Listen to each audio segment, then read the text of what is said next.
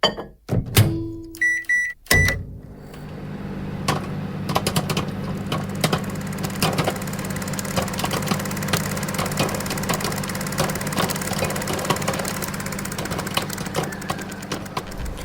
to Popcorn Psychology, the podcast where we watch blockbuster movies and psychoanalyze them. My name is Brittany Brownfield, and I'm a child therapist, and I'm joined by... Ben Stover, individual therapist. Hannah Espinoza, marriage and family therapist. We're all licensed clinical professional counselors, also known as therapists, who practice out of Chicago. Even though we are licensed mental health professionals, this podcast is purely for entertainment purposes and to fulfill our love of dissecting pop culture in all forms. Please remember that even though we are all licensed therapists, we aren't your therapist. If you are struggling with mental health symptoms, please find a local mental health provider. Hey everybody, and happy Pride. So today for our Pride episode, we are doing Portrait of a Lady on Fire. This movie is about a painter named Marianne who gets hired to go to an island, Yes. in France, Yes. to paint the portrait of a young woman named Eloise who is being sold into marriage, I'll say, against her desire. And while she's there, the two fall in love for a 2-week, 3-week affair that lasts a lifetime for them in their hearts. I love that. And so today we're going to be talking about autonomy and actualization. We're also going to be touching upon the idea of grief within life. And also we are going to be discussing suicide. So if that is a trigger warning for anyone, just know that at some point we are going to talk about that. So skip forward if that's a hard topic to listen to. But it felt important to talk about as this is an LGBTQ episode and suicide is a unfortunate common component within that community. So unfortunately, suicide is common in the LGBTQ community and the trans community in particular because we, as a society, and especially in costume drama periods of uncertain time frame that I don't know where this movie was set in, actually. That's great. We're not classy area. enough to place it by the music and the art. There was a harpsichord? Harpsichord? Exactly. Exactly. Fuck off. Go ahead, Ben. You were just talking. I was. Sorry. It's okay. I think we were just saying, in times before even now, it was, of course, worse than it is now. it was worse. And when people also- can't actualize that, it becomes something that makes life feel like it's not worth living. Mm-hmm. And then, of course, we'll be talking about treatment and final thoughts as always. Also, just pointing out that there have always been gay people. That's not a thing that just happened with modern times. There have always been people who are gay. Yeah, and I think this movie just continues to show that they existed. They just had to be hidden. They had to be in hiding their whole lives for the most part. And so this idea that there's just more gay people now is just the idea that there's actually more just people living honestly and authentically. Yes. And the same way that when you see people do the nice comparison, which is left-handedness, I'm left-handed, and how people used to not be able to be left-handed, it got beat out of them sometimes, and how there's a big peak in left-handedness at a certain point once they let people actually be left-handed, and then it leveled out, and because that was the actual percentage of people that were actually left-handed once they just let that be. So keep that in mind. Throw that at your sexist, racist, bigoted uncle at the next family gathering. That fact. It's a good fact. It's an important thing to remember that human beings have always had sexuality exist across a spectrum.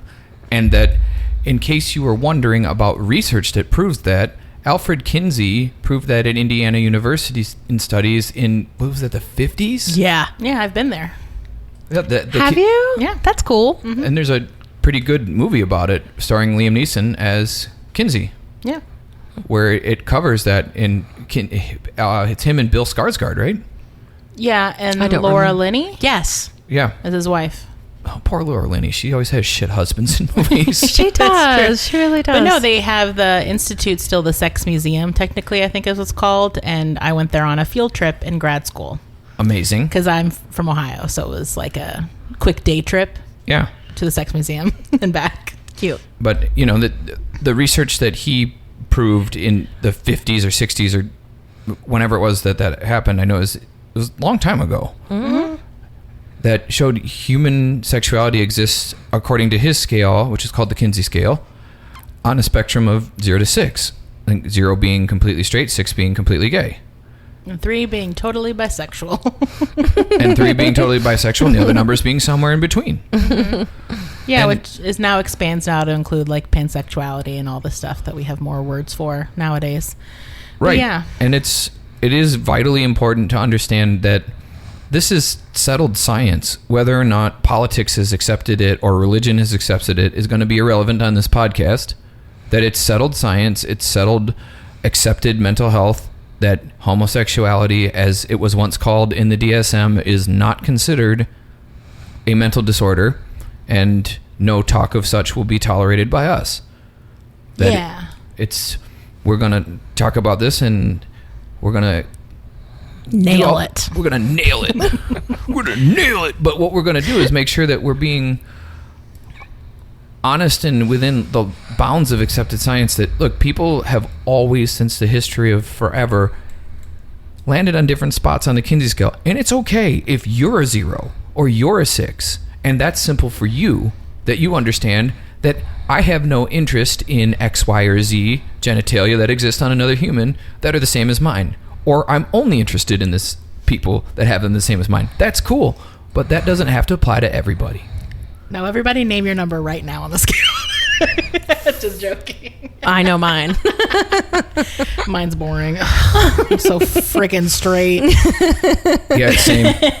I'm pretty firmly a 0. I'm a 4. Oh, okay. All right. I can see that. Yeah. Yeah. Representation matters on this podcast. It does, as the resident pansexual on the podcast. Yeah. So now that we've finished our TED Talk, I hope everyone feels loved and included. Right. So in watching this movie, a big theme that showed up for me was autonomy, and autonomy specifically about being a woman and about being a lesbian, I guess, or at least not totally straight.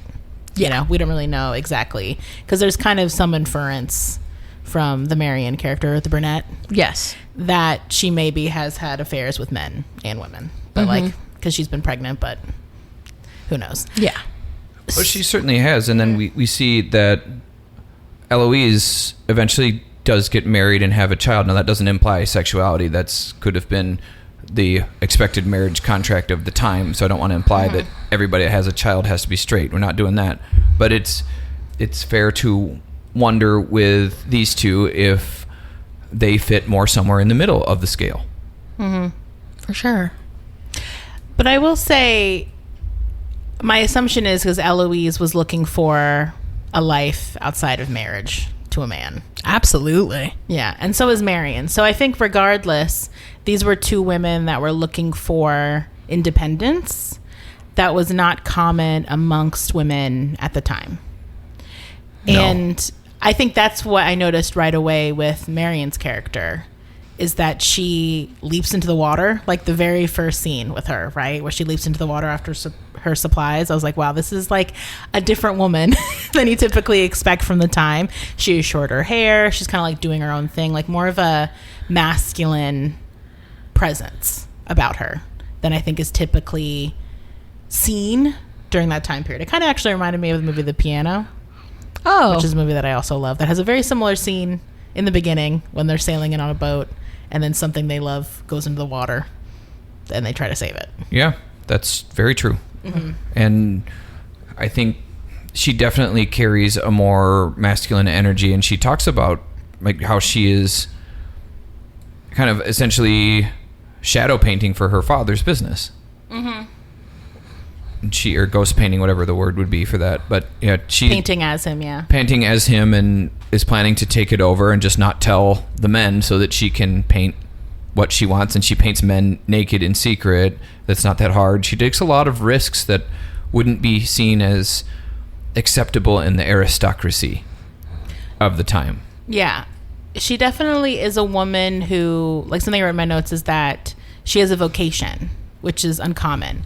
And that vocation and the way that it's like a family business too. So it's something that is accepted within her family, maybe even encouraged. Yeah. How much freedom that gives her, that must have been extraordinary at the time. And you can tell like how much jealousy Eloise has almost immediately about that, of like, oh, you have a vocation, you can do what you like to a certain degree. Of course. Yeah, she has a trade. Yeah. And also one other thing that I just was thinking of, Brittany, is that she also doesn't have to travel with a companion. Yeah, that's true. Of any case, like she is on that boat by herself, carrying her shit, and most of the time I don't, from whatever time period this is from, that's not something you were allowed to do. So even her being allowed to be on that boat alone with men is even out of the possibility of what I'm sure could actually happen at that time. Yeah. So for clarity, audience, and for us, Did you look it up? right? I did look it up. Right in the blurb, this is on an isolated island in Brittany. France. Yep. Yes. So we can take that at the end of the 18th century. So it's, we'll say it's 1799 for argument's sake. Okay. All right. So a few years before Bridgerton. At least. Bridgerton's like 1813. Right. And Right. I think just before the Victorian period. Yeah, so I think that's a great observation that Marion's able to move, from what we see in the movie, she's able to move pretty freely. Like there's no moment in the movie, both in the beginning, which is arriving to the island, and also the scenes post-island at the end, kind of like the epilogue, if you will. Yes. She's also not, there's not some like old nursemaid that has to walk behind her, or some like assistant, apprenticey, kind of like clerky-esque guy, or her dad even. Like I think in a lot of situations, her dad or her brother, maybe she doesn't have a brother, and that's why she's allowed to move this freely in the world. Yeah, and it's possible. I was, just reminding myself of my French history. My AP World 5 apparently expired, or AP World History 5 that I got so many years ago because I'm a nerd. This is probably the tail end of the French Revolution. Okay. So there is a strong possibility that men are in short supply Oh, right about now. interesting. Which maybe might also make the situation with the marriage so grave. Like the urgency of her mom being like, well, the first daughter didn't work out, so we got to get the second daughter in there to secure this this line. And I wonder how much also that's impacted, even if they are aristocracy, which I think she's like a comtesse, the mom, I think. I believe so, yes. It makes me also curious what, I don't know, maybe they're in a financial pinch, because if that just happened, I'm not sure how that trickled down. I don't know a lot about the French Revolution other than it was bad times for the rich people. It was bad times for everybody. It was the reign of terror. There were a lot of people getting beheaded and jailed, and immediately after that, Napoleon takes over, and Napoleon went through so many wars that men in France became in serious short supply, especially the bigger ones, and because they get sent to war first in the front lines. Okay. So, and the obviously, as was true in those times, men of the aristocracy would be officers, and they'd be duty bound to serve, and would be on horses and wearing fancy costumes and extremely well targeted by cannon fire. Okay. So maybe if we were French, we would have more understanding, like watching this movie, like placing it in that sense of like maybe this was a time period where there were less, like you're saying, Ben, less men available. So maybe there was more, like organically more movement allowed to women, similar to how like here in World War II, women were able to do more things. Yeah, it would be men similar. weren't around. Yeah, but you can also tell that I got the feeling that Marion's been raised, though, very independent, very confident, very sure of herself. Absolutely. Like she seems like someone who isn't aware of how advantageous her position is. Yeah, I feel like that feels true. That feels true. She also, to me, feels like an only child. That sounds right. She feels like an only child. She feels like that's why she is preparing to take over her father's business. That's why she's been so independent, because you have to also, when you're running in circles with men, even if she's painting as her father, she has to be very confident and very sure of herself in order to do that. Correct. And she never mentions a mother. Oh, yeah. She does not. And you're right that first thing I wrote about her is that she's ballsy. You know, it doesn't seem like she's worried about how she didn't hesitate to jump into the water. Maybe that was the urgency of her supplies and yada yada, but it didn't seem like she never seems like she's worried about the vibe she's putting off. Agreed. Like, she goes into the house, she feels very at home right away. She's smoking naked with a cigarette. Like, Ben, you said that was very French of this movie. Like, to have that be which like I wasn't planning on putting in the recording, but that Too bad. is seeing as I have been to France and everybody smoked at the point in time that I was there. I leave room for that to change, but like in 2007 they loved their cigarettes. There was cigarette smoke everywhere. So yeah, I was like, that's exactly what I thought. Thanks, guys. No, but also I think the way she moves, she like goes into the kitchen and she helps herself. Like, she doesn't seem like someone who is apprehensive or cautious. Like, she feels very confident in her own skin, and her only limitations are her having to figure out how to move through the world to be respected. Which I agree with. I think all those things that we're projecting on her are probably true, that she probably was an only child. Her mother may have died or not been in the picture for whatever reason. She's raised by her father, preparing to take over the family business because she's the only option. And she has to be the artist she wants to be at the skill level she wants to be at, to be capable and accepted. And we see that in the end with that kind of like smile about, oh, normally Orpheus is painted this way. She's like, yeah, I chose to do it this way this time. And the other guy just goes like, what? And she knows she's hot shit. She does. Definitely does. She definitely does. And I really agree with you. Her sense of confidence in the house. Like showing up someplace, it's dark, she just shows up, she's like, I'm fucking hungry, I'm gonna go find the kitchen. She walks around, she checks out everything. Like, again, just like this sense of confidence where it seems like Eloise very much is stuck in her room. Yeah. Or maybe chooses to be stuck in her room based on how she's feeling about what's about to go down. Probably both. Well, I would say that, before I move on to Eloise, I think even to like, it's good to think about the fact that Marianne maybe was raised alone by a man, even though I'm sure she probably had like governesses or like female figures around, because it's like she wears her hair as short as she can get away with it, where she can still put it up. Like, I remember thinking that's different for a period piece, to have a woman have that short of hair. And she just feels like someone who is, well, also the scene at the end when the guy admires the painting and she immediately says it's me. Like, she just feels like she's just trying to get into rooms, but she's not worried about seeming like attractive. Yes. Maybe that's the thing I'm looking for. She's not trying to fit the male gaze and be attractive to men or be attracted to society. She's just trying to get where she wants to be, and she'll use whatever avenue she has to get there.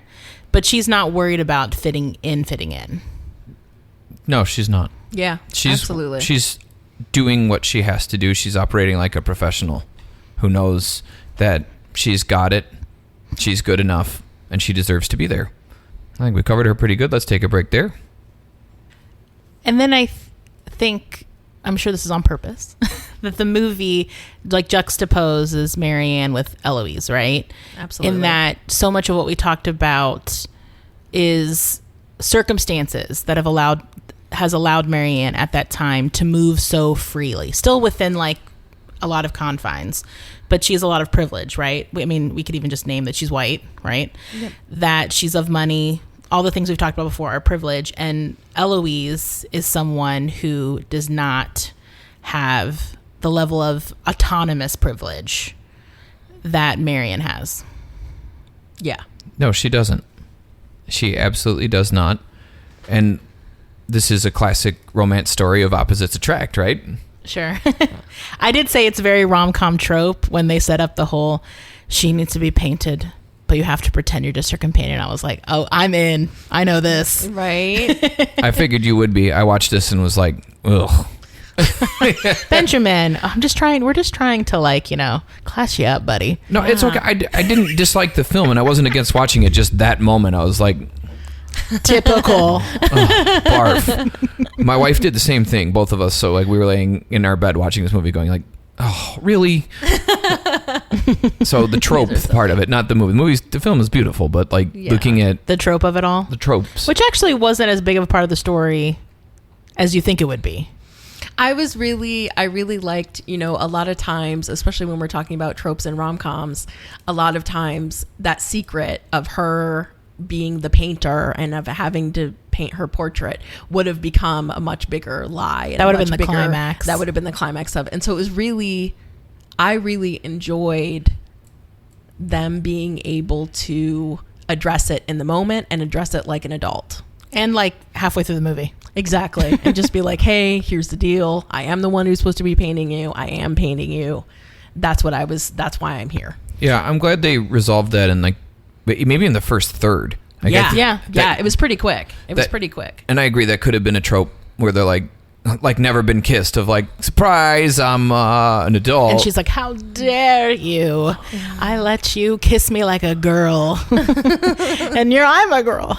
Yeah. Yeah, but I really do think that that's part of that. That is what drove the attraction of Eloise to her, that seeing her be so confident and be able to show that it is possible to live in a world with less of these boundaries. And that's what kind of got her out of her shell and allowed her to talk to her and let her in and ultimately fall in love with her, was seeing her confidence, her ability to operate her, IDGAF-ness. Yeah. Because Eloise, the framing of the story, right, is that she was a nun, a Benedictine nun, I think specifically. I would be really interested to know how she became a nun. Was that something that she chose to do?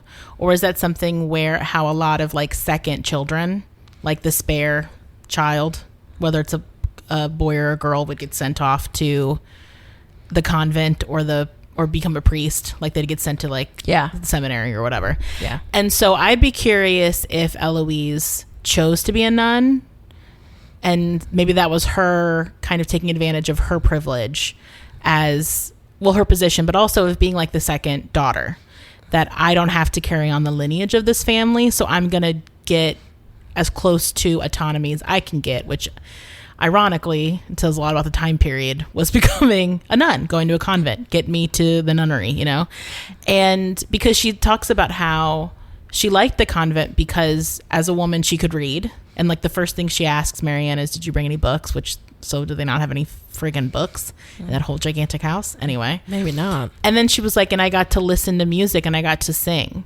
So it seems like Eloise enjoyed like for the time period. It's like she really found freedom or satisfaction in being a nun, because there were it just gave her a lot of ability to do stuff that she wouldn't necessarily be able to do as just like a wife or like a pretty ornament within the family. Well, she said right away that she liked that equality was a nice concept. Equality. She said freedom, and there's freedom and equality. Yeah.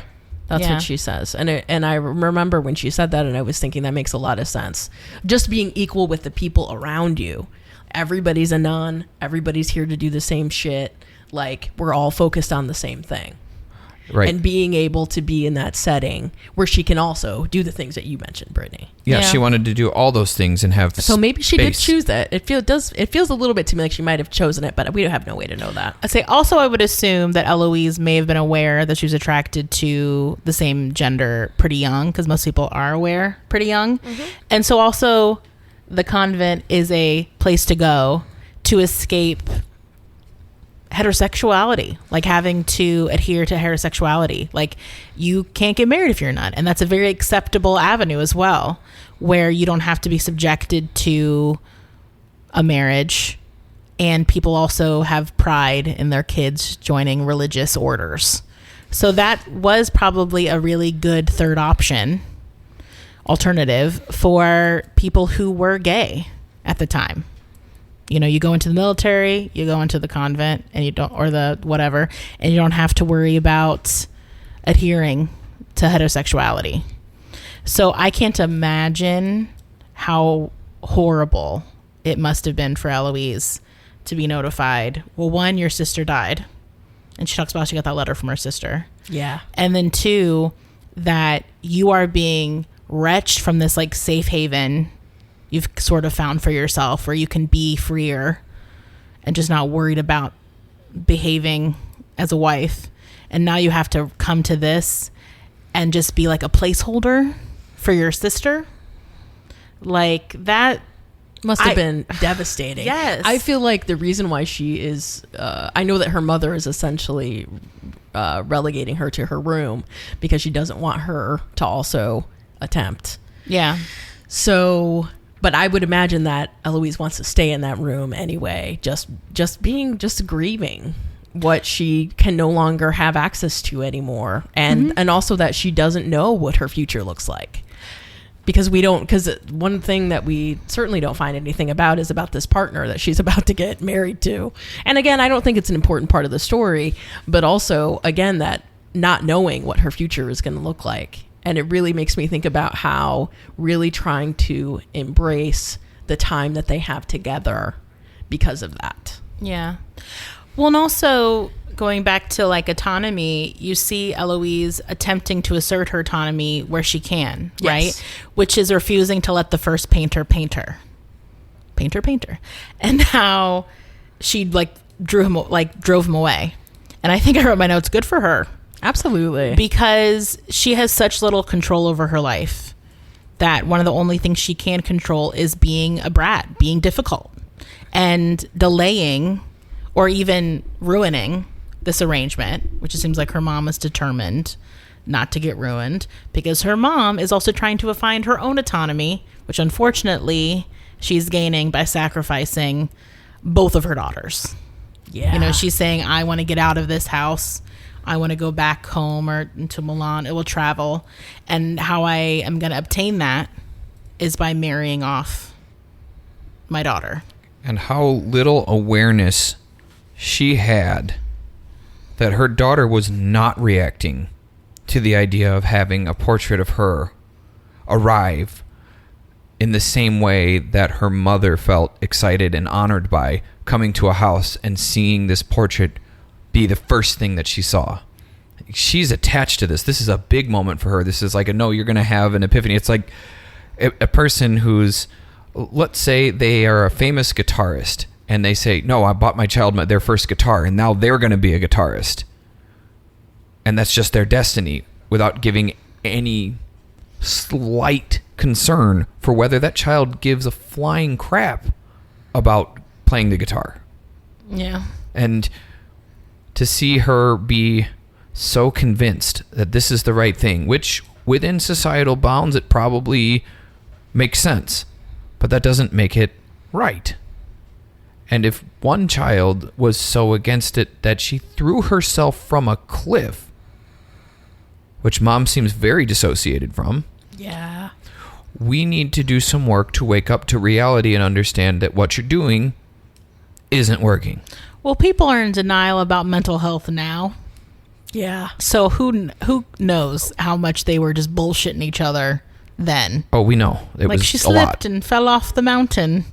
Even Yeah. though that maid was like, bitch, please. Like as soon as that Sophie was with her, she was like, she leapt. She did not cry out. Yeah. She chose. Yeah. And the mom does know that because she won't let Eloise walk around by herself. Correct. So she knows that like this situation is causing so much distress that both of my daughters may want to die instead of being in it.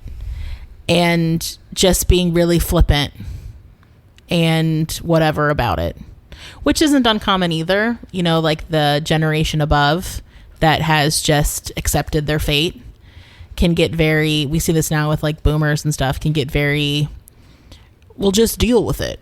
Like I had to do it.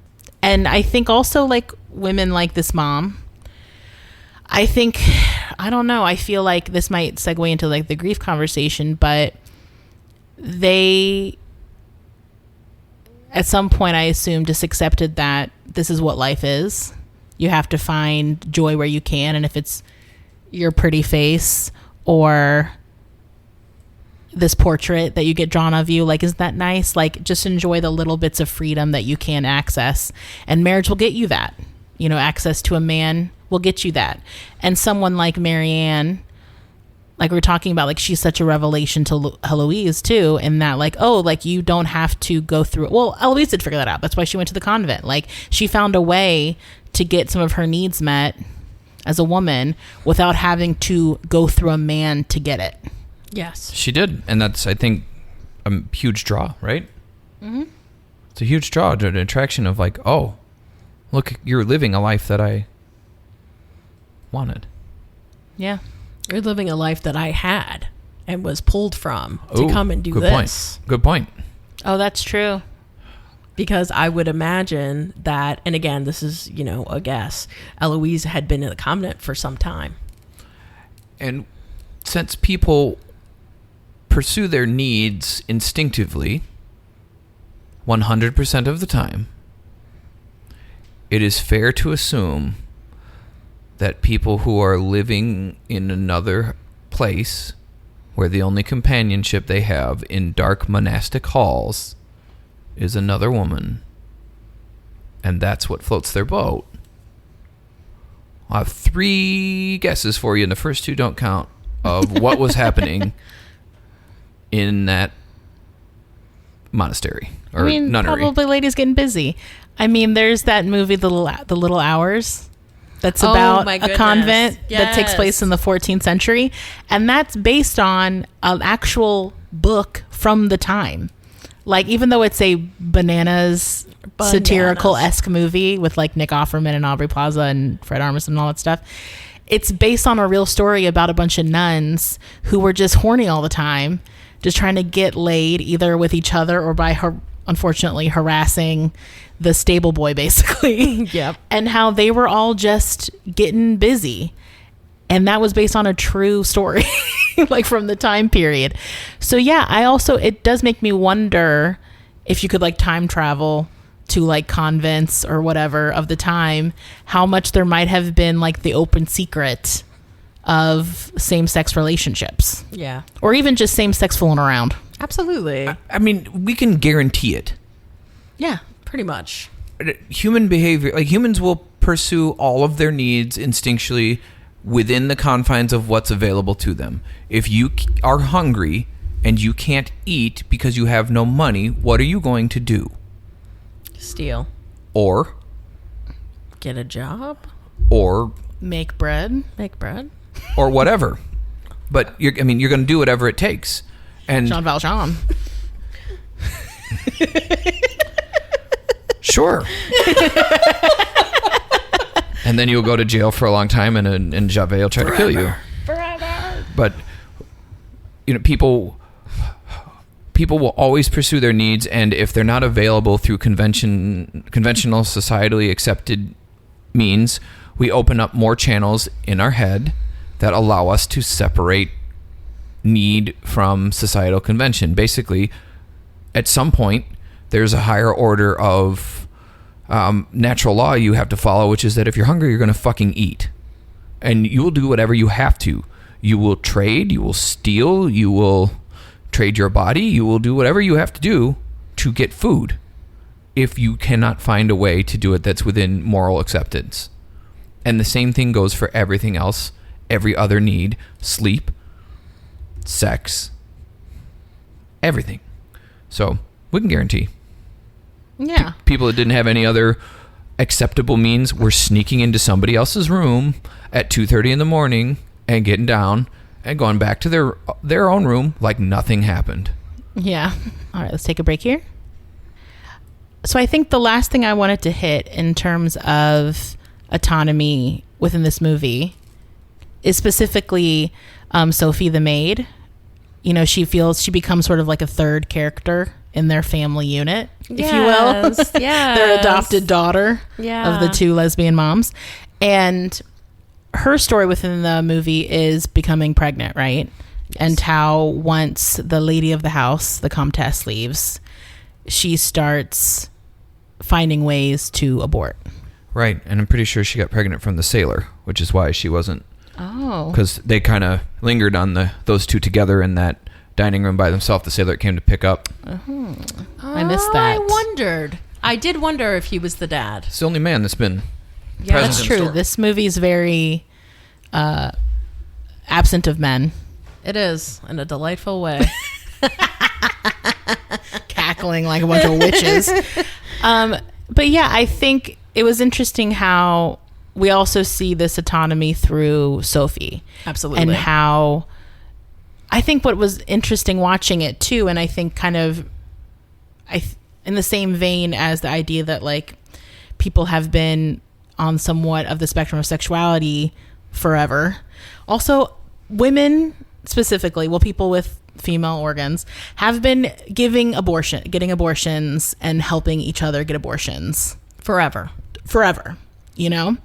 And It's not I think a modern thing. It's been happening forever because women have needed to have some control over their life in some kind of way. And a lot of times, especially in the period that we're talking about, a child would interrupt that and change your entire life and your entire outlook and outcome. Yeah, because Sophie is one of the few people in the movie, one of the only people we see in the movie that isn't well-to-do, right? She's just like one of the maids, or the maid.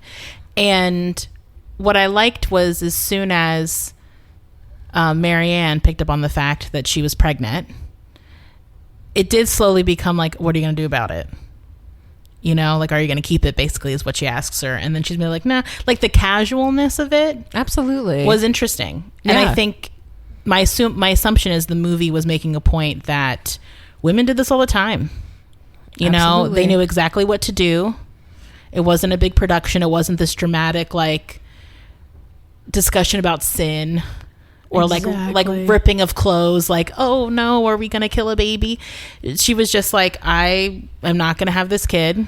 Yep. And the other one were like, cool, we'll help you out. And they try to do it more like low key by just getting herbs and probably making some sort of tea. Yeah. And hanging on was she like hanging on like a banister? Something. I was like, what's she doing? What are these methods of abortion that they were trying to do where she was hanging from the ceiling after drinking that tea, and then I think unfortunately collapsed, which maybe that's what was the point of it, that she's trying to fall down. I was wondering if she was hanging herself and they were watching her. No, I to think make sure she wouldn't die. No, I think she was just hanging by her arms. It was my assumption. Well, making her run circles, like they were trying all these tricks until they finally had to like go to the local healer. Yeah. Who gave her a more formal abortion. And like I said, I like how natural it all felt. Yes. Like it wasn't a big to-do.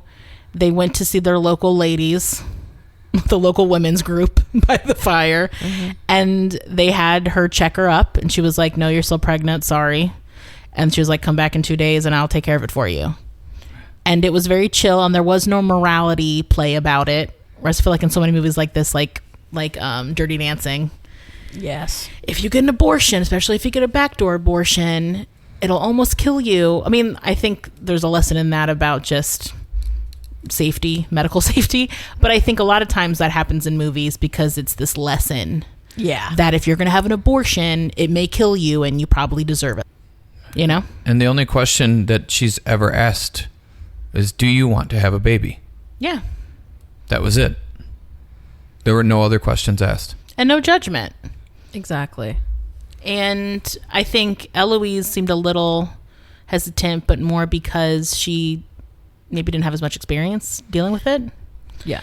And like something I mentioned before we started recording that I thought was an interesting cinematic choice and I really liked was that while she is having an abortion, there's two little kids. There's a baby and like a 3-4-year-old on the bed, just kind of chilling out. Like one, it just said so much about how communal and relaxed this, it made me like mourn for sisterhood, like kind of, you know. And then Absolutely. also the imagery of holding the shot with her holding the baby's hand, like being comforted by the baby while she's having the abortion, and how I think that is making a statement of, in these modern times, the pro-life movement is all very, we love babies, we don't want to murder babies. Pro-choice people hate kids and they want to murder kids and they don't give a shit about kids and when really I think what this movie was showing is that Sophie, like the baby next to her that's holding the baby's hand, like it's not about whether or not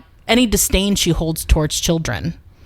It's that right now in her life she can't have a baby. That's it. That's the whole fucking That's story. all it is. That's what pro-choice means, is that you can choose whether to invite a child, which is a life-altering thing, Yes. into your life. And for her too, as a woman in the time period, she is making money, and we don't really know her circumstances. She's also doesn't seem like she's married. I assume she's not. She's not. And so the way that this would fuck up her life, as she currently knows it, would be huge. It's a huge risk to allow yourself to carry through with a pregnancy at that time.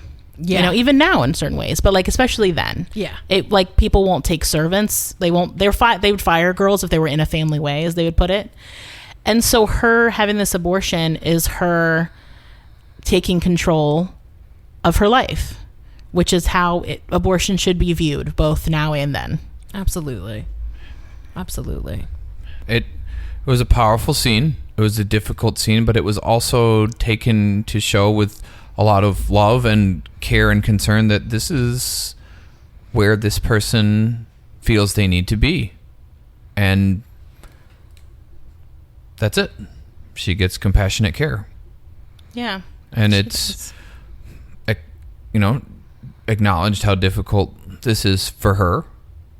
We see her sadness with it, but also she's supported and able to get through and carry on with her life. And if we don't complicate that with a political inflammatory ideology that's been used to get votes and control power in minds, and instead look at what is a healthcare decision, it changes the perception that people seem to have really quick.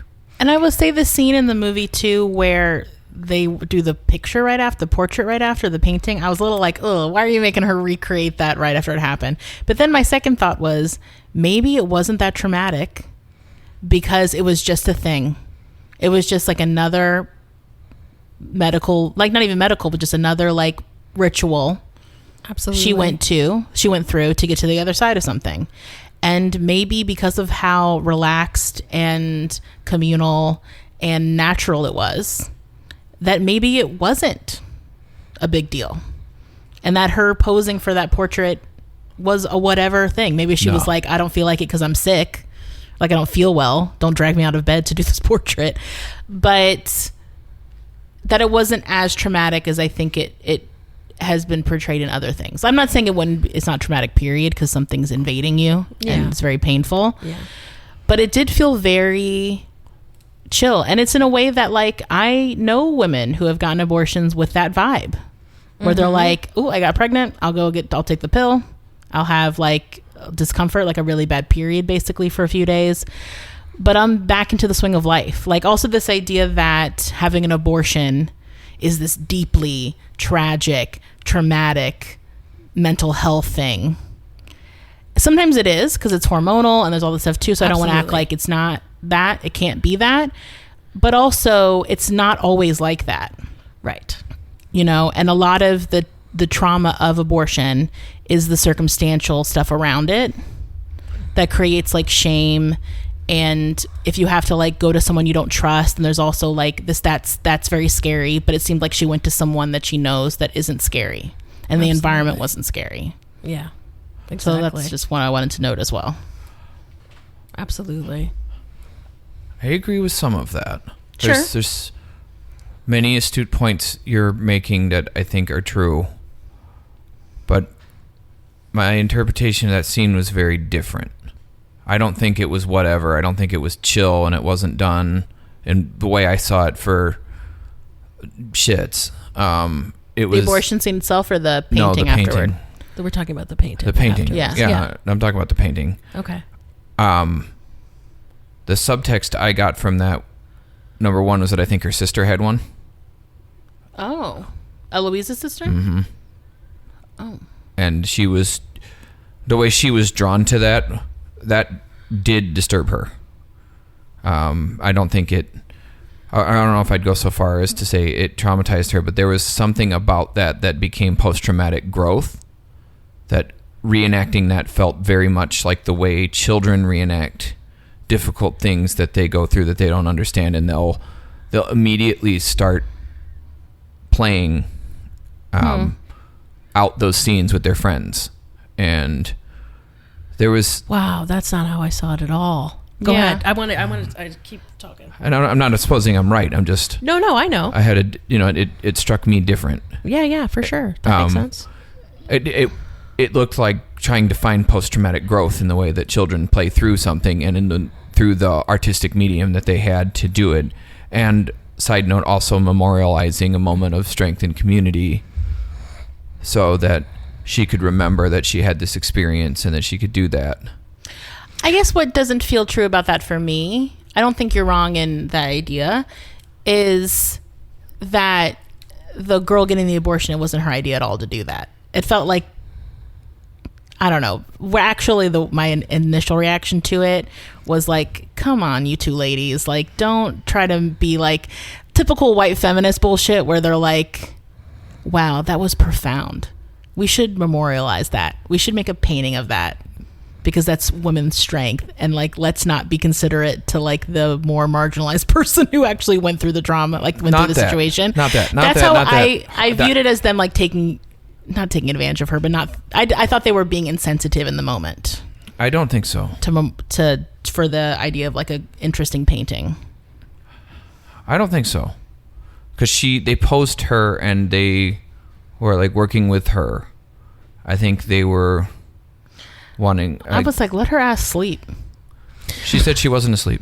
Yeah, but I mean, like, let her rest, I guess is more what I meant. Like, let her rest. Don't drag her out of bed so that you can make a piece of art out of this moment.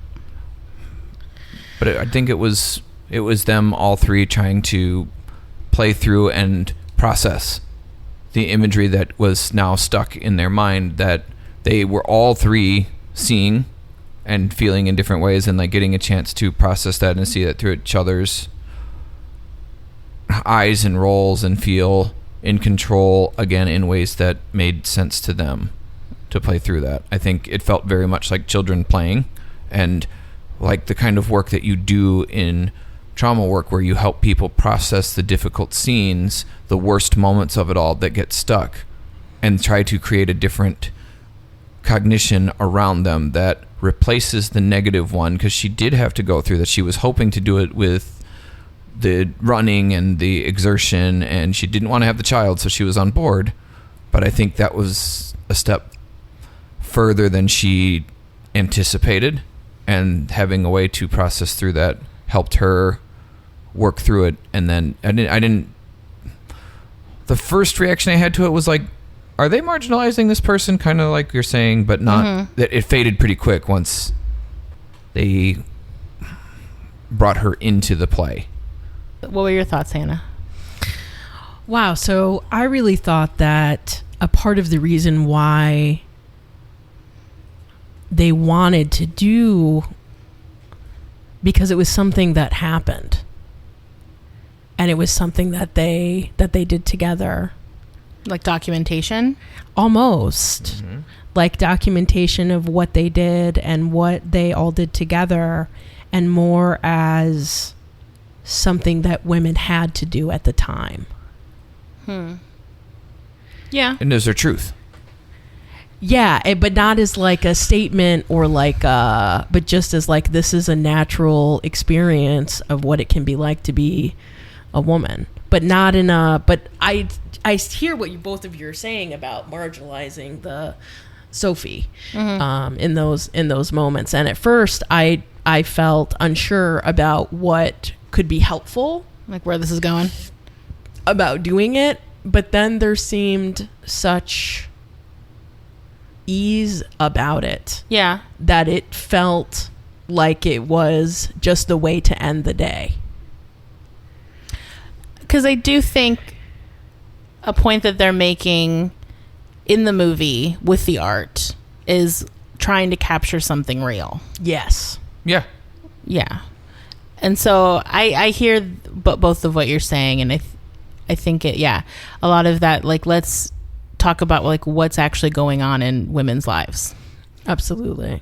And wanting to capture something that feels less locked into conventions. And yeah, like getting an abortion, I'm sure still was very taboo, like very backdoor, obviously, like they were meeting at night. It's like one of those open secret things. I'm sure every woman knows where to go to get an abortion, and every woman knows what to drink and what to eat to more potentially have one. But it's still like a secret. Well, the secret lives of women, which I think a lot of this movie is about. Yeah. Exactly. You know, it's like, and how when the women are together, like even at that bonfire, they're singing and they're drinking and they're carrying on, and little girls are there too. Yeah. You know? So anything else you want to say there before we move on to the idea of grief? No. All right, we'll take another break here and be right back. So everybody get out your bingo cards, because we're about to talk about grief, baby. And grief in like a slightly different way, because Ben, you wanted to talk about grief within the idea of life. Grieving the living. Yeah. Which is a totally different thing than maybe we've addressed. But we see people have to grieve the living all the time in life, and grieving the end of a relationship is a huge component of grieving the living that I don't think enough people assign the word grief to the end of a relationship to understand that that's exactly what's happening. Someone, something, and many relationships have ended. In many breakups, that person has died. You don't see them again. You don't feel them again. You don't have the same life you once did anymore. And that's not much different than a death. In fact, it could be worse because you can still see that person or evidence of their life living on without you. And if you haven't been able to sort out your feelings on that, or thought you have, and something causes a recall moment that's a triggered recall, you all of a sudden realize, oh, well, going through it in the moment was really hard, and I had to dissociate to both survive and go through that. But there's a lot of feelings in there that I did not deal with, that I did not know were there. And we see that in that very powerful ending scene where Eloise is sitting and weeping. Yeah. As she probably wasn't able to grieve. It's likely she was sent off to live this married life where she had to survive moving to a new country, taking on a husband she didn't want, having a child she may or may not have wanted, and having to likely find a compartment within herself that this whole sexuality and identity and experience within her had to get shut out. And when she heard that song again, the triggered recall flung the locks off that box in a way that even her having that painting to look at, which we know she kept with you kept with her, because when we see the portrait of her hanging in the art studio that she posed for, it's pretty clear she knew quite well that, what's the other girl's name? It left my brain. Marianne. That Marianne would see it. Yeah, she had a little secret code with that book in that picture. Yeah. It was the book with the page number that the painting, that they did in that last intimate moment they had was on. She was letting her know, I'm still thinking about you. And we heard Marianne say that she was sad, but she's okay now. And she appeared to be in a very different place with her grief, because she may not have had to dissociate, and she had her art to work through her pain with. And guarantee she did because they showed us That painting at the end. the painting at the end that she did of Orpheus and Persephone. Is that? Don't look at me, man. I got nothing. I don't know what the It's fuck it's they the were talking story about. where he looks back. I know the fable. The only thing he has to do is not look back, and he can have his love for as long as he wants, but he can't. Look at her. He can't, yeah, and he can't not do it. Right, he can't turn away or not turn away. And as we see that, we see the whole point of that scene is that old man telling her, oh, it's normally depicted this way or that way. And she says, yeah, well, this one I did this way for this reason. This is the female gaze, motherfucker. I know, that's fucking right. We're going to have to put that on the bingo card. And we also see the painting in the beginning of the film where she is teaching other young women to paint, and she has that portrait of a lady on fire, which is what the name of the painting is, which is a picture of when her dress caught fire at the gathering with all of the women, and she was on the beach, because the painting is in the dark. Mm-hmm. You can tell that it's in the dark, and that's what it's symbolizing. So even after, like, besides her doing that painting that was at the gallery, that she also had painted another, I would imagine she's probably painted a couple of paintings of her just for herself. Right. So for people that think art therapy is woo-woo, it most certainly is not. Which maybe that is why Marianne seems more settled too. Mm-hmm. Like you were saying, like she has a therapeutic avenue to process. And also she is someone who has started with a more independent, free life. And she continues to get to have an independent life for her gender. She does. And when you talk about grief, I mean, Eloise's life must be rife with grief. Absolutely. Like an ongoing, like a term I learned from some parents I worked with is chronic sorrow, which is when you're in a situation that is going to be continuously difficult. And I learned it from them via the perspective of having like a child that had a lot of special needs and the chronic sorrow of that situation.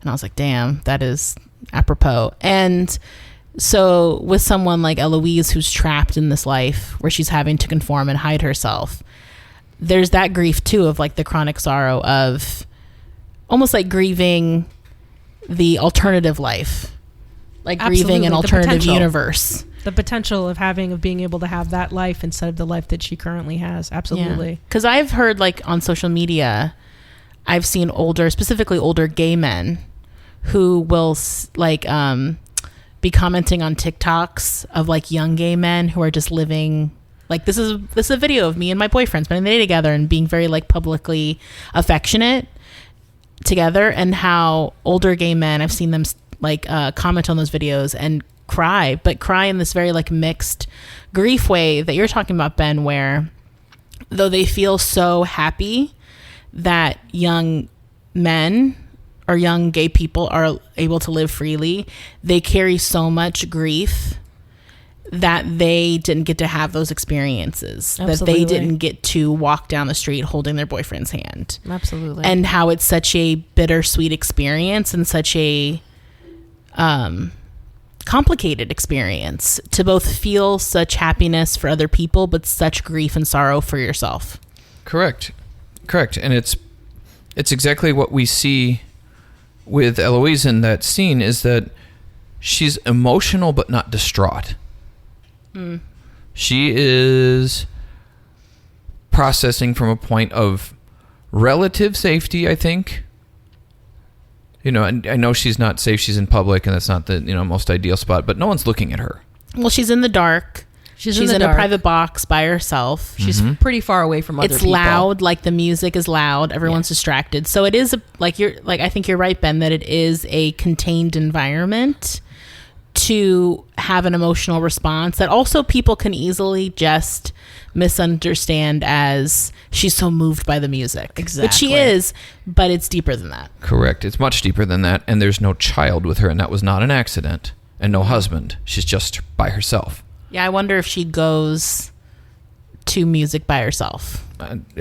I would imagine that she would. Like that's her as thing. as like a way to connect to her, to the life that she didn't get to have.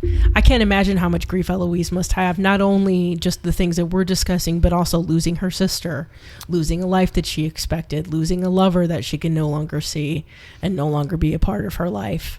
I can't imagine the amount of heaviness that she must feel on a regular basis, whether processed, even if she has the time and the energy to process out some of this grief.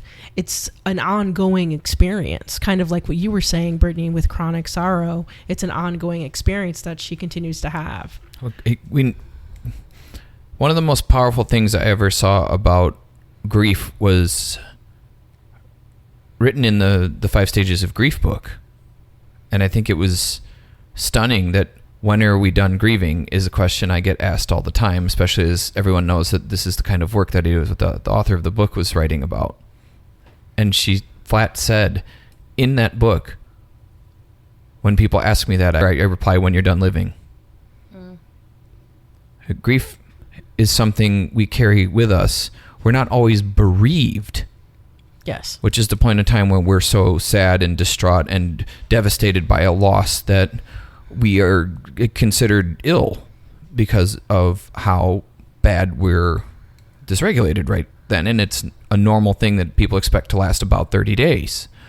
But grief, the process of finding a way to store the pain in a way that it becomes accepted and that we derive meaning from it and can do something with it, is commonly misunderstood. That's not the goal. The goal is to make the pain stop, to never think about it again, and that's not real.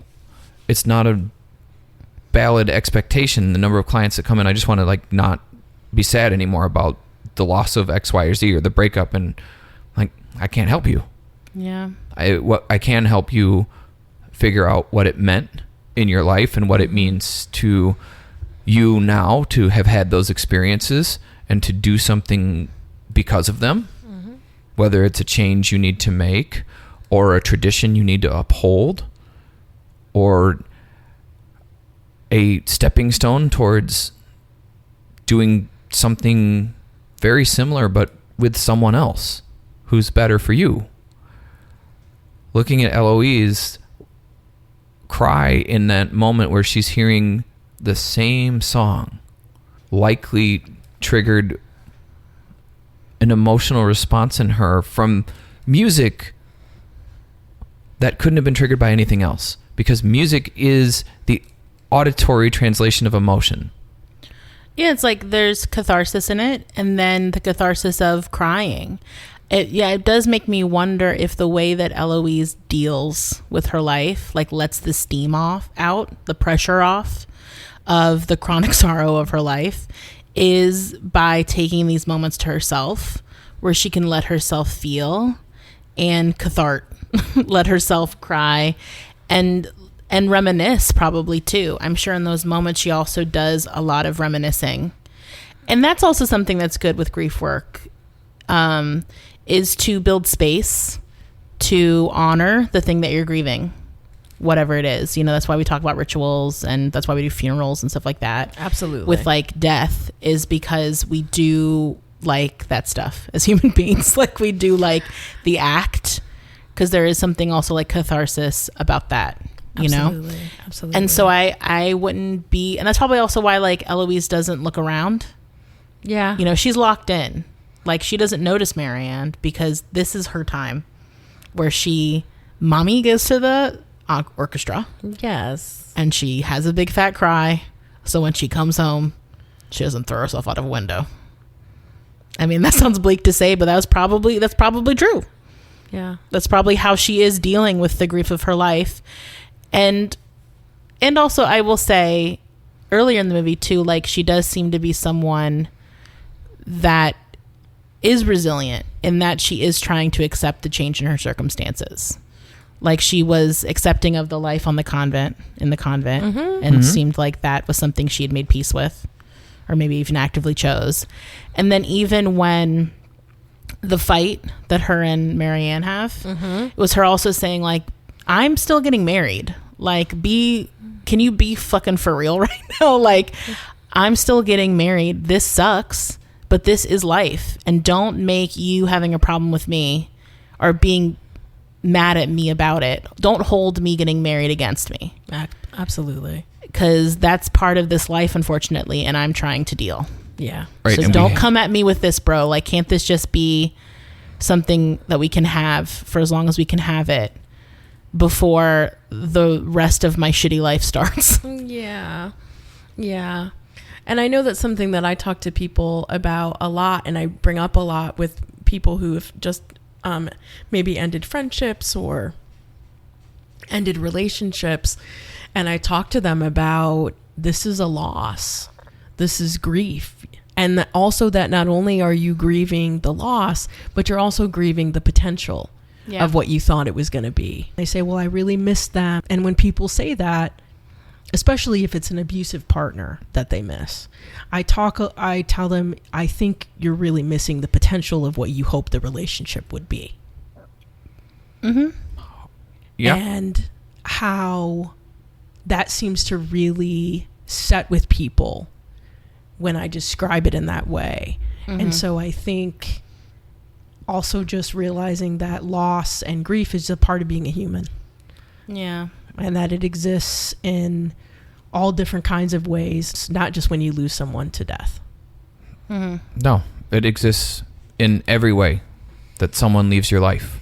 And I wonder how this movie feels for people who watch it, who were growing up during the times when it was less okay than it is now to be outwardly gay, right? And how this movie just shows like the chronic grief of like having to hide yourself and not being able to live the life that you want, and the grief of watching other people maybe be in love, like straight couples, for example, and then you're not allowed to have that with the person that you love. And that's a different kind of grief too. Absolutely. And that's like more of this like abstract grief of grieving the things you want, grieving your aspirations, grieving your hopes, grieving your desires. And that's really hard because that isn't finite, right? It isn't a thing where, oh, I lost someone or I even lost a relationship and now I have to move on and figure out how to like keep that in my life, like form my life around that grief. This more chronic abstract grief is more complicated and more like sits in your spirit in a different way. And I would imagine if I was like an older lesbian and watched this movie, I could see how it would like fuck your shit up. Oh, yeah. I mean, one of the things that I've been trying to work on, and people who've seen me in my office will know, I'll draw you a little model of this that kind of expands on some of the parts work and structural dissociation models, but understanding when we must dissociate to get through something really hard, we will create another reality of the life we didn't get to live, and it will always live in a protected space inside of our mind. Little secret part of you, which is probably like the Notebook, right? The drawing that she has in the Notebook. Sorry if I'm going off of what you're saying. No, it's okay. I can't remember if I ever watched all of the Notebook. I don't think I did. Oh, I'm talking about the movie The Notebook. I mean, like her notebook, like how she has the drawing. That's why I'm looking at you like, huh? These secret parts of you that you protect and you keep hidden. Yes, that was a symbolic representation of that. Absolutely. That we always create that, and it sometimes gets as fully formed as we saw in Everything Everywhere All at Once, that an entire another version of you exists, which was the point of that movie. But also that some things just are so powerfully protected as this was some version of me that could have existed, that people don't let it go. I'm pretty sure we talked about it in our last episode on Batman the Mask of the Phantasm.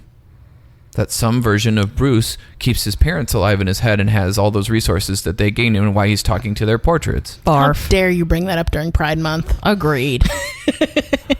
I second that motion. But that's the point on editing where I'm at, where we were talking about that. So we literally did talk about exactly this, but it's the same thing did. Yet again of how powerful that is, that when we create one part of us that can survive it and one part that would have been had everything been different. And because that is so firmly encoded with music, and this particular song for her, when this song is played at the symphony, she's going to have this intense emotional release. It's going to tap into how it was encoded, why it was encoded, and subtext I got from the harpsichord was that was either her sister's or her father's.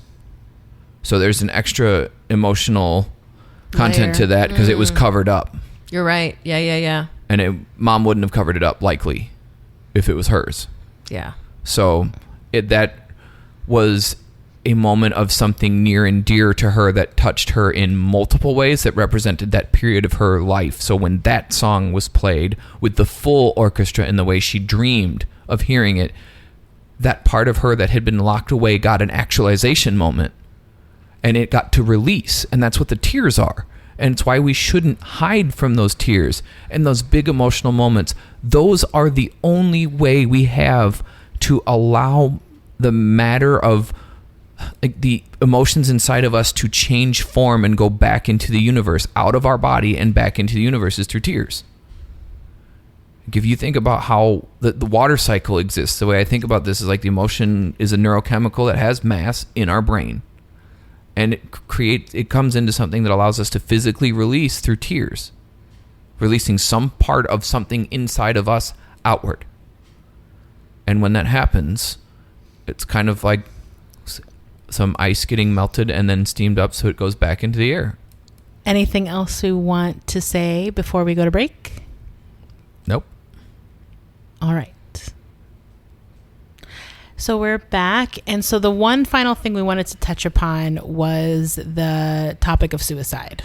So if this is a triggering topic for you, you might want to skip ahead a little bit.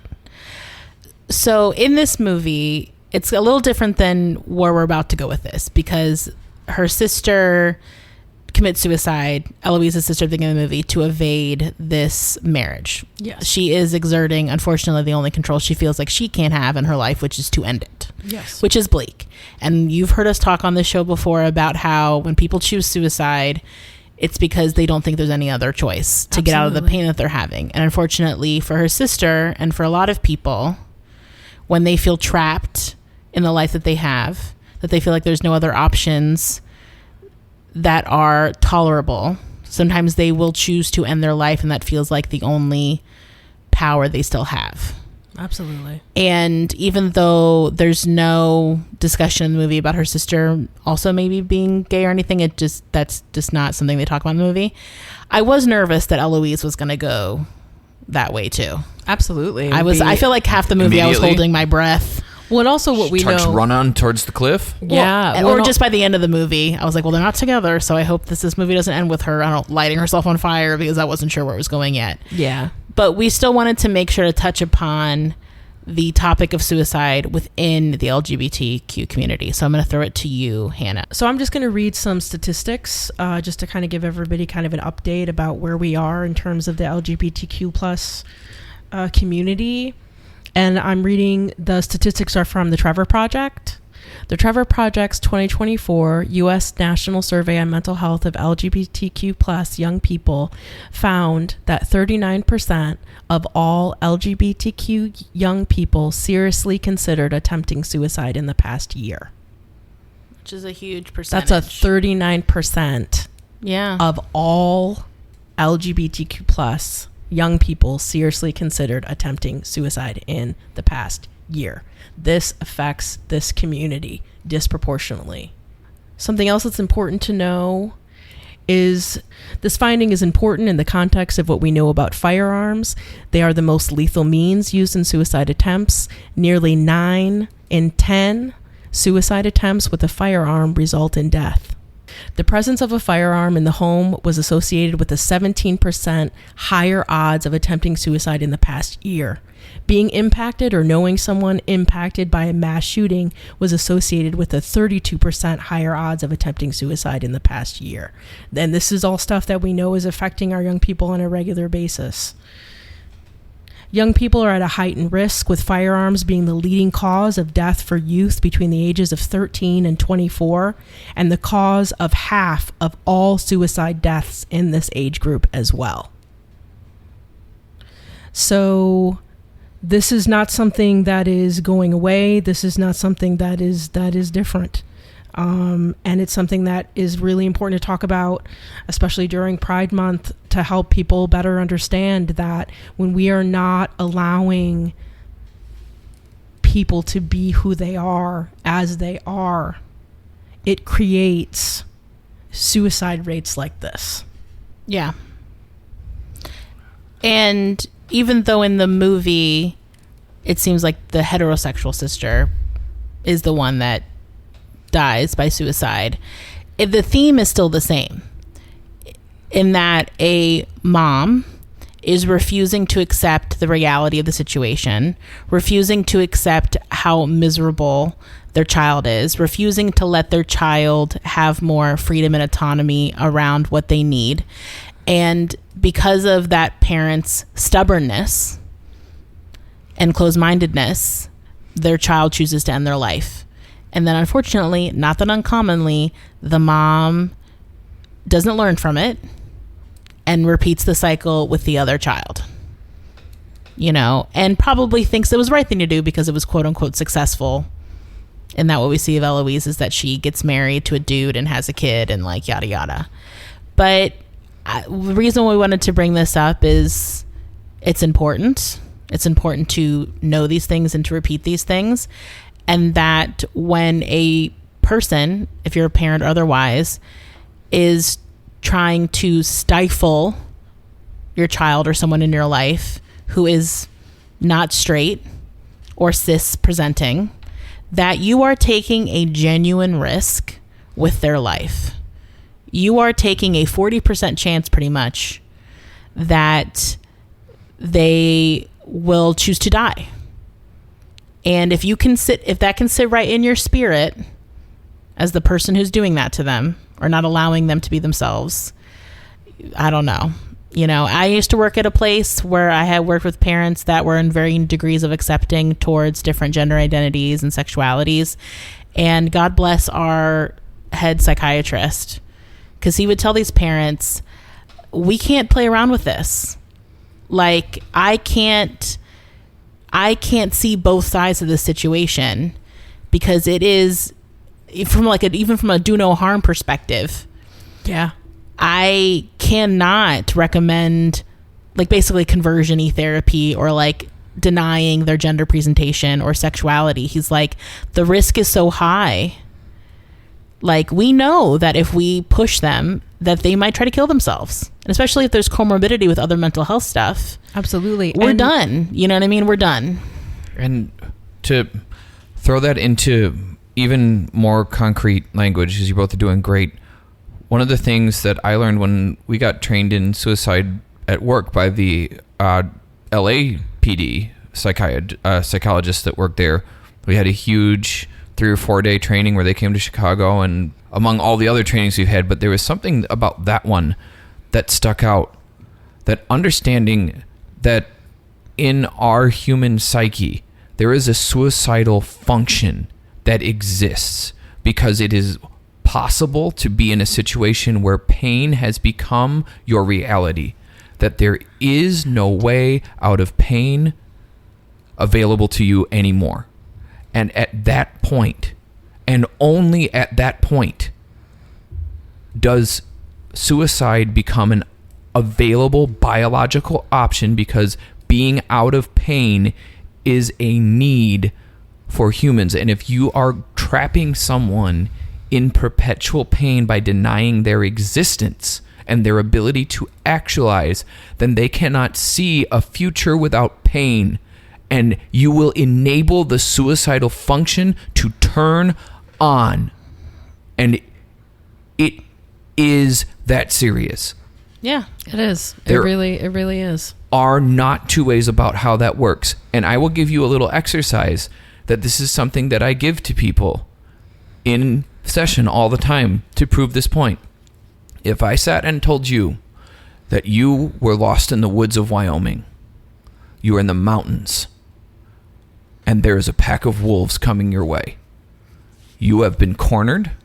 You are standing, and there is nothing behind you but a 10,000-foot cliff and a pack of wolves. Your choices in this moment are get eaten or jump. You already know your answer, don't you? Absolutely. Yeah, of course. You weren't thinking about that until I proposed that specific situation, until I raised that, but it spontaneously emerged from you because I met the necessary conditions for that function of your safety system to turn on. And it's that fucked up. And I used that one on purpose because it's pretty unlikely that most of us are ever going to encounter a situation where we're going to get eaten by wolves. Hopefully. But I could use the same thing of saying being in the 100th floor of a burning building. Yeah. So when we strip people of their ability to get a need met, and remember, this is tying back into a theme I said earlier. If you can't eat because you have no money, you're going to find a way that doesn't involve money to get food. And if you can't do it in any other way, you will steal, like one of you so astutely mentioned one of the most famous French-themed plays of all time. Les Miserables. Les Mis. Indeed. It is literally centered around the desperation. A good man stole bread. Was it for his daughter or for himself? Sister's family, niece, Something maybe? like that. Something like It that. was for like his niece. sister's family. Something like that. Yeah. Yeah, but he did what he had to do. Yeah. I have news for you about what suicide feels like to people who are in that place. It feels like the only available option they have left to get out of pain. And the people that are going to do it are convinced of that, and there is nothing that diverts that. So if you want someone to not feel that bad, you better wake up and recognize that helping them have a path to actualization is the only way to turn that back off. Yeah, and just really confront, the idea of like, what are we fighting for when we are suppressing someone's identity in that way? And does that feel more important than the possibility that someone you love will try to end their life? Or succeed. And or just not want anything to do with you, you know? Yeah, absolutely. So I also just wanted to give some information since we are talking about suicide. So the Trevor Project is specifically for LGBTQ plus. And the way you get a hold of them is they have people who you can talk to, you can text with them, or you can talk to them on the phone. If you're having any of these thoughts or feelings of suicide, they're really helpful. So the phone number is 1-866-488-7386, or you can text 678-678. We also have the National Suicide Hotline. You can call 988 or you can text 988. I know because I work with some people who have had to utilize the National Suicide Hotline, and I know sometimes it can be discouraging. Make sure you just keep calling. I know that they work really hard and they want to be able to answer every call. And I also know that there are some times where the call can fall through. So just know that they are there and they do want to help. You just might have to call more than once, and that really fucking sucks and shouldn't be something that happens, but it's something that fucking happens. All right. Anything else before we take a break to treatment? No. All right. So treatment, a little different today in that what we decided before we started recording is that honestly, nobody in this movie needs treatment. If they were able to live their fucking lives the way that they wanted to live their fucking lives, they'd all be fine. Exactly. Because as we see in the movie, once the mom leaves, the Comtesse leaves, and Eloise and Marianne and Sophie are allowed to just live freely and relaxed in that home, Eloise is smiling and laughing. They look like a cute little lesbian family. You know, like they are happy. And I think that was on purpose, obviously, in this movie as a stark contrast to when she shows up there and everyone looks grim and everything's covered in like cloth, or there's no furniture around. Like there's no life in that house when Marianne shows up. And then in that week that they're able to be themselves, it feels so alive and so warm, and they're cooking together and they're playing together and they're drawing together and they're helping each other with the abortion stuff. And so, yeah, the treatment we're giving in this movie is that people get to just live their lives and everyone just backs the fuck off. Right. And where I'll tie that in, because I don't disagree in the slightest, right? We all are lockstep agreed on this. Yes. They would be fine, and they show a dynamic drive towards health. Yeah. Which is me using EMDR language, but what I'm going to do is I'm going to dial further back into Carl Rogers' language and look at the value of unconditional positive regard for human beings. When people know that they have that, when their needs will be met, they tend to thrive and pursue a life towards their own wellness. And how Rogers created this theory was by observing a plant in his basement that grew towards the light. It was a plant that had been growing in the dark, and there was light coming from a window, and the plant adapted itself to grow instead of straight up, bent towards the light so that it would get its needs met and get the sunlight it needed in order to stay alive.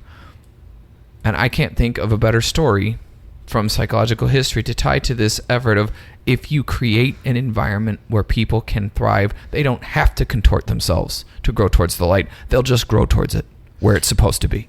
Or in the words of my other favorite, Mr. Rogers, Fred Rogers, I like you as you are. Yes.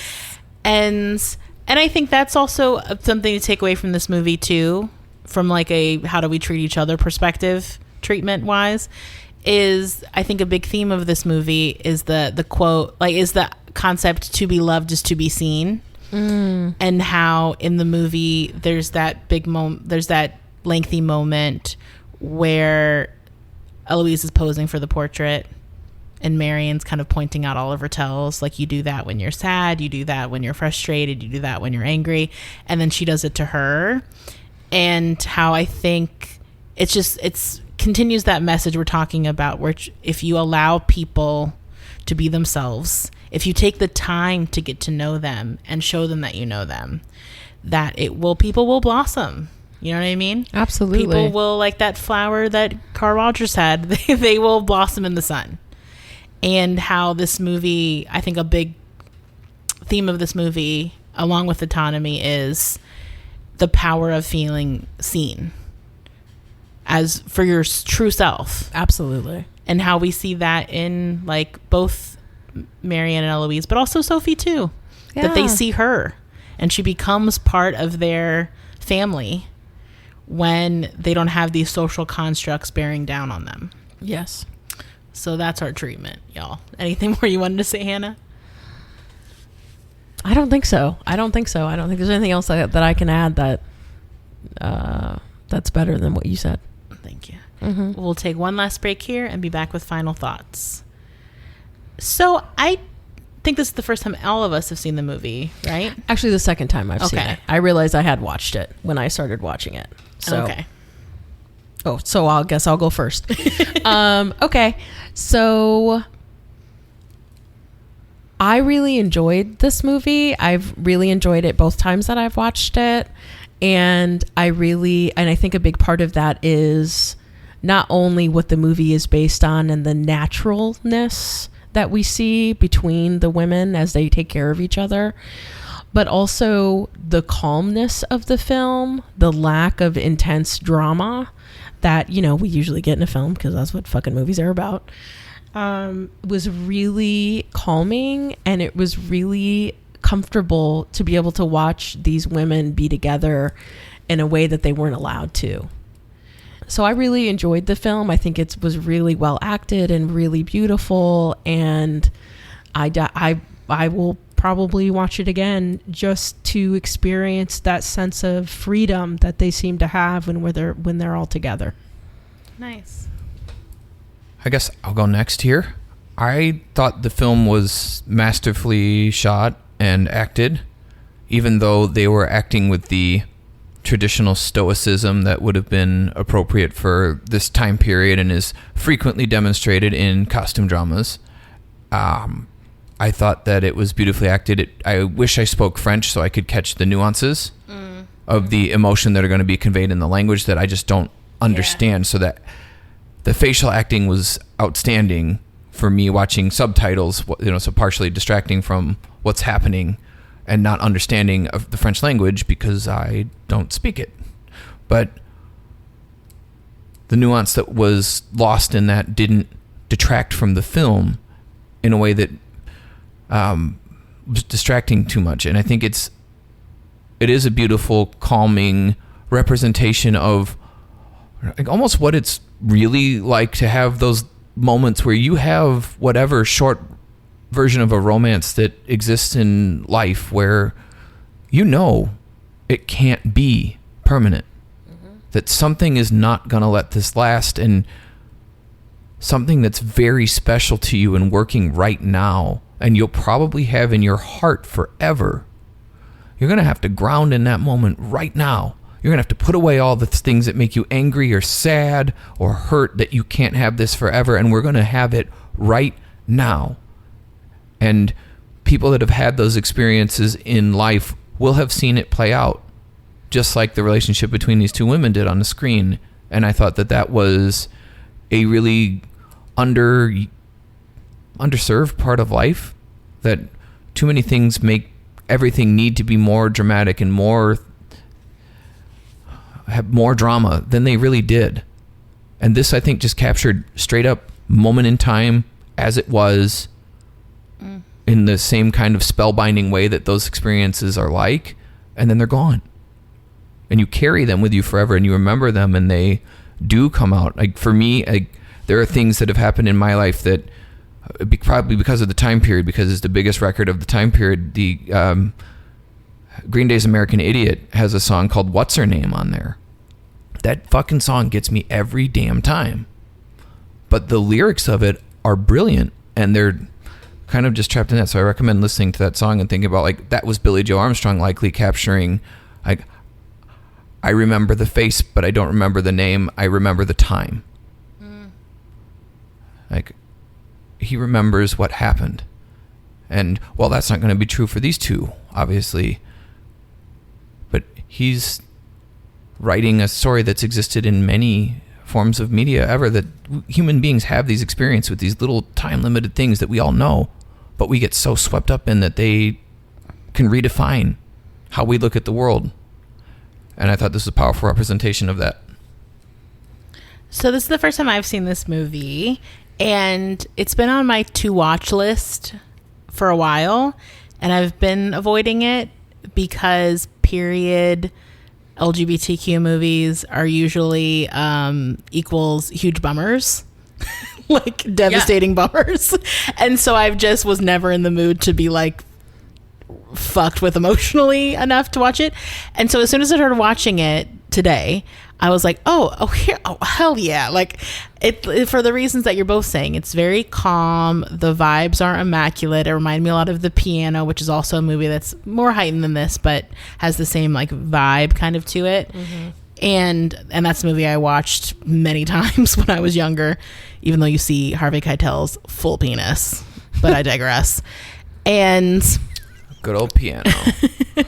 And I really liked, the delicateness of it, the kind of, I think you were saying, Ben, like slice of life kind of energy of it.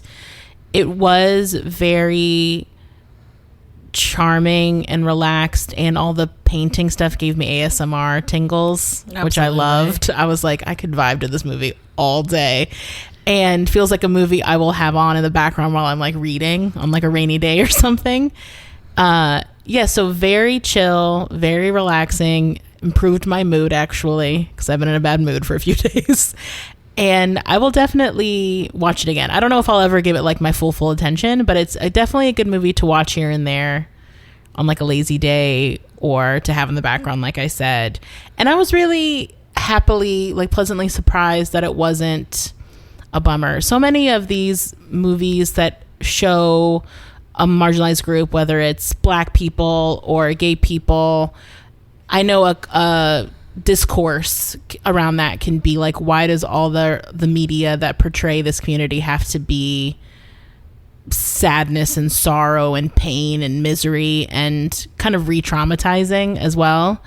And why can't we have more movies with people of color and gay people that are like every other movie? And include like maybe even joy and peace and stuff like that. And so even though these two women didn't get the happy ending because of the time period, it also wasn't the long, drawn out, torturous, soul ripping movie that I was preparing myself mentally for. And so I really appreciated that. And also one thing I wanted to shout out, I almost forgot, is that the woman who plays Eloise, the actress, Adele Hanel, it's Haenal, so I'm not quite sure how to pronounce that in French. She's actually mildly blacklisted in French cinema that I'm aware of, because a few years back, like I think right after this movie came out, she was at, I think like the French version of the Oscars, and they gave Roman Polanski a really big deal award and were really like kissing his ass, and she stood up and started yelling, I think something along the lines of like rapist, like child abuse, like she protested, she yelled, and she walked out. And I think maybe another few people did too, so I don't think it was just her, but she was the most pronounced to do it, and she stormed out. She made a point, and because of that, she has, I think it has impacted her career.